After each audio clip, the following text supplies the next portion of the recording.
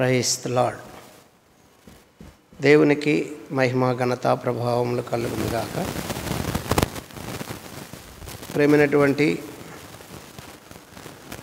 జీవము కలిగిన దేవుని కుటుంబమా, దైవ సమాజమా, దేవుడు మనల్ని ప్రేమించి మరొక నూతన దినం ఇచ్చినందుకు దేవునికి స్తోత్రం. అలాగే ఈరోజు శనివారము, సిద్ధపాటు కూటము. తప్పనిసరిగా అందరూ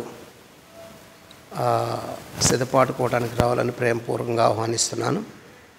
దయచేసి ఈ దినం కొరకు సిద్ధపరచబడినటువంటి దేవుని వాక్యాన్ని చదువుకొని క్లుప్తంగా దైవ ధ్యానం చేద్దాము. దైవ జనాంగమా, ఈ దినం కొరకు సిద్ధపరచబడినటువంటి పరిశుద్ధ బైబిల్ గ్రంథంలో నుండి ఒక లేఖనాన్ని చదువుకుందాం. మార్కు సువార్త 9వ అధ్యాయము 25 నుండి 29 వరకు రాయబడినటువంటి వాక్యాలను చదువుకుందాం. మార్కు సువార్త 9వ అధ్యాయము 25 నుండి 29 వరకు రాయబడిన లేఖనాలు చదువుకొని ప్రార్థన చేసుకుందాం. జనులు గుంపు కూడి తన యొద్దకు పరుగెత్తుకొని వచ్చుట యేసు చూచి, మూగదైన చెవిటి దయ్యమా, వానిని వదిలిపొమ్ము, ఇక వానిలో ప్రవేశించవద్దని నీకు ఆజ్ఞాపించుచున్నానని చెప్పి ఆ అపవిత్రాత్మను గద్దించెను. అప్పుడు అది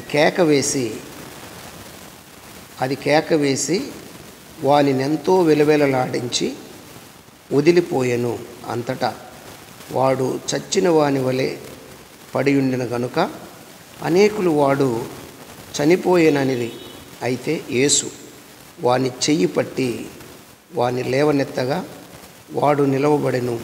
ఆయన ఇంటిలోకి వెళ్ళి తరువాత ఆయన శిష్యులు ఆయన ఇంటిలోనికి వెళ్ళెను. తరువాత ఆయన శిష్యులు మేమెందుకు ఆ దయ్యమును ఎల్లగొట్టలేకపోతేమని ఏకాంతముగా ఆయనను అడిగిరి. అందుకు ఆయన, ప్రార్థన వలనే కానీ మరి దేని వలనైనను ఈ విధమైనది వదిలిపోవుట అసాధ్యమని వారితో చెప్పెను. ప్రార్థన. పరిశుద్ధుడు, ప్రేమ తండ్రి, స్తోత్రాలు, కృతజ్ఞతలు చెల్లిస్తున్నాను.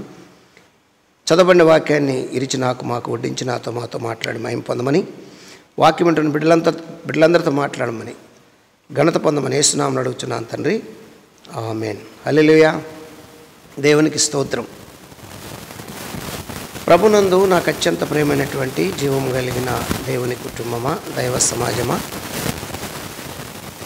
యేసుక్రీస్తు రక్తంలో కడగబడినటువంటి బిడ్డలు, క్రైస్తవులు, దేవుని పిల్లలు, దైవ జనాంగము, ఏ విషయంలోనైనా విజయం సాధించాలి అంటే అది ఖచ్చితంగా ప్రార్థన ద్వారా సాధిస్తారు అనేది చాలాసార్లు చెప్పుకున్నాం.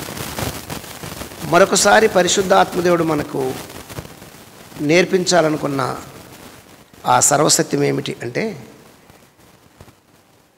ఆయనతో ప్రయాణం చేసే ఆయన శిష్య బృందము ఆయన చేసేవి చూస్తున్నారు, ఆయన నడవడిక చూస్తున్నారు, ఆయన ప్రార్థన జీవితం చూస్తున్నారు, ఆయన ప్రయాణం చూస్తున్నారు, అన్నీ చూస్తున్నారు. కానీ ఆయన ఏ విధంగా ఏ కార్యాలు జరిగిస్తున్నారో గుర్తించలేకపోయారు అనడానికి ఇదొక కారణం. ఏదొక కారణం అంటే, జనసమూహాలు వస్తున్నారు, జనసమూహాలకు దేవుడు యేసుప్రభు చేస్తున్న కార్యాలన్నీ చూస్తున్నారు. చూసి గ్రహించలేక దొమ్మిగా గుమ్ముకూడి ఏకాంతముగా యేసుప్రభుని అడగటానికి వెళ్ళారు. ఏమని? ఈ దయ్యాన్ని మేమెందుకు ఎల్లగొట్టలేకపోయాము, ఈ దెయ్యం మా మాట ఎందుకు వినలేదు అని అడిగి ఏం చేస్తుంది అంటే, ఆయనను వీళ్ళందరూ ఏమని అడుగుతున్నారు అంటే, ఎందుకు ఇలా జరిగింది అంటే, యేసుప్రభు చెప్పినటువంటి మాట ఒకటే, ఇది ప్రార్థన ద్వారా తప్ప దేనివల్ల ఇటువంటిది జరగదు. దేని ద్వారంట? ప్రార్థన ద్వారా తప్ప. అందుకు ఆయన ప్రార్థన వలనే కానీ మరి దేని వలనైనను ఈ విధమైనది వదిలిపోవుట అసాధ్యమని వారితో చెప్పెను. ప్రార్థన వలన అద్భుత కార్యాలు చేస్తారు, ప్రార్థన వలన అద్భుత కార్యాలు చూస్తారు. మరొకటి, ఈ ప్రార్థన వలన జరుగుద్దని నమ్మాలి. నమ్మితే దేవుని కార్యాలు మన కళ్ళతో చూస్తాము. అక్కడ మరొక మాటను మనం చూడాలి. 21వ వచనంలో, అదే 9వ అధ్యాయము 21వ వచనంలో ఏమి రాయబడిందో చూడండి. అప్పుడు ఆయన, ఇది వీనికి సంభవించి ఎంతకాలమైనదని వాని తండ్రిని అడుగగా, అతడు బాల్యము నుండే సంభవించింది అని చెబుతున్నటువంటి మాట. ఈ బాల్యం నుండి సంభవించినటువంటి ఈ మాటను మరి ఆయన అడుగుతున్నాడు. మరి ఎలాగ జరిగింది ఈ పరిస్థితి అన్నప్పుడు అతని తండ్రి ఆయన అతనితో చెప్పెను. వెంటనే ఆ చిన్నవాని తండ్రి నమ్ముచున్నామనెను. ఏమన్నాడు ఆయన? ఆయన ఏమని చెప్పాడంటే చూడండి, బాల్యము నుండి అనేది అది వాణ్ణి నాశనము చేయవలనని తరచుగా అగ్నిలోను నీళ్లలోనూ పడద్రోయను. ఏమైనను నీ వలనైతే మా మీద కనికరపడి మాకు సహాయము చేయమనెను. అందుకు యేసు, నమ్ముట నీ వలనైతే నమ్మువానికి సమస్తము సాధ్యమే, నమ్మువానికి సమస్తము సాధ్యమే అని అతనితో చెప్పాను. వెంటనే ఆ చిన్నవాని తండ్రి, నమ్ముచున్నాను, నాకు అపనమ్మకం కలగకుండా సహాయము చేయమని బిగ్గరగా చెప్పాను.